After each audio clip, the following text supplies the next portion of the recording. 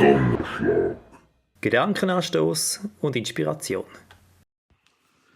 Das ist der Donnerschlag von Stefan Ramseyer, einem Critical Friend for Metal Church. Freust du dich auf Advent, auf die Weihnachten? Wenn für dich jetzt die schönste Zeit vom Jahr anfängt, dann musst du hier nicht mehr weiter hören.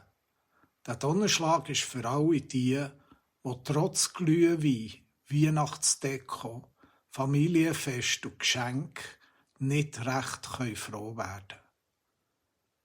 Jedes Jahr feiern wir Weihnachten. Weil die Erwartungen an das Fest hoch sind, kann sich die Realität schlecht erfüllen. So haben viele bei der Vorbereitung Stress und dann doch nach dem Fest einen faden Nachgeschmack. Die Dropkick Murphys sind da mit ihrem Song «The Seasons Upon Us» nur ein schwacher Trost. So schlimm wird es wohl nicht werden. Mir dünkt es hilfreich, sich darauf zu besinnen, was wir an Weihnachten feiern. In tiefgründigen Sinnbilder wird uns in den Evangelien die Geburt von Jesus erzählt. Weil wir so viel Glanz und Gloria mit der Weihnachten haben verbunden, vergessen wir leicht, dass da keine heile Welt beschrieben wird. Eine junge Frau wird schwanger. Ihre Verlobte will sie verlassen, weil das Kind nicht von ihm ist. Die Weltmacht zwingt dann das Paar, mit der hochschwangeren Frau eine weite Reise zu machen. Und als sie ankommen, hat es für sie keinen Platz. Das Kind wird in einem Stall geboren. Hirten, sie sind zu dieser Zeit verachtet und ausgestossen gewesen, sind die ersten Besucher. Und dann müssen die Eltern mit dem Kind flüchten, weil der Herrscher sich in seiner Macht bedroht fühlt. Wirklich keine heile Welt. Und gleich erkennen wir in diesen zwei Geschichten das helles Licht. Der Weihnachtsstern zeigt weisen Mannen den Weg zum Stall. Engel verkünden den Hirten, Ehre für Gott in der Höhe, sein Frieden kommt auf die Erde, er wendet sich den Menschen in seiner Liebe zu. Die zwei Geschichten zeigen deutlich, seit der Geburt von dem Kind ist die Welt eine andere. Gott wird Mensch, lässt sich auf das Leben der Menschen mit allen hellen und finsteren Seiten ein. Diese gute Botschaft kann uns helfen, alles, was unser Leben belastet, alles, was uns Sorgen und Angst macht, im anderen Licht zu sehen. Eindrücklich ist für mich die Geschichte von Madonna von Stalingrad.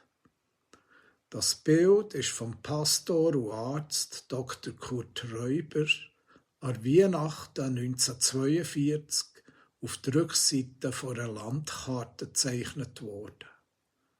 Die Worte Licht, Leben, Liebe passen bestens zum Weihnachtsfest. Aber passen sie auch zur Situation der deutschen Soldaten, die in den Ruinen von Stalingrad ums Überleben gekämpft haben? Die Schlacht haben sie längst verloren gehabt. Aber mitten im Feisteren, in der Kälte, umgeben von Hass und Tod, ist ihre Sehnsucht nach Licht, Leben und Liebe geblieben. Mitten in dieser hoffnungslosen Situation hat Kurt Räuber in einem Brief an seine Familie geschrieben: Schau in dem Kind das Erstgeborene einer neuen Menschheit an, das unter Schmerzen geboren alle Dunkelheit und Traurigkeit überstrahlt. Es sei uns ein Sinnbild sieghaften, zukunftsfrohen Lebens. Weihnachten bedeutet nicht, dass alles hell und gut ist. Weihnachten bedeutet, dass Gott ist Mensch geworden, für Licht, Leben und Liebe in unseren Alltag zu bringen. Sein Licht scheint in unseren Alltag hinein, überstrahlt alles, was unser Leben belastet.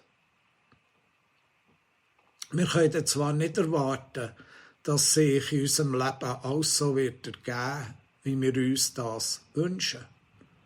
Aber wir können hoffen, dass unser Leben trotz allen unerfüllten Wünschen Sinn hat. Ja, es gibt erfülltes Leben, trotz vielen unerfüllten Wünschen. Weihnachten kann uns helfen, diese Hoffnung zu nähren und so unser Vertrauen ins Leben stärken. Ich wünsche dir, dass du in den nächsten Wochen in deinem Alltag ein bisschen Licht, Leben und Liebe wirst erfahren. Ich wünsche dir eine gesegnete Advents- und Weihnachtszeit.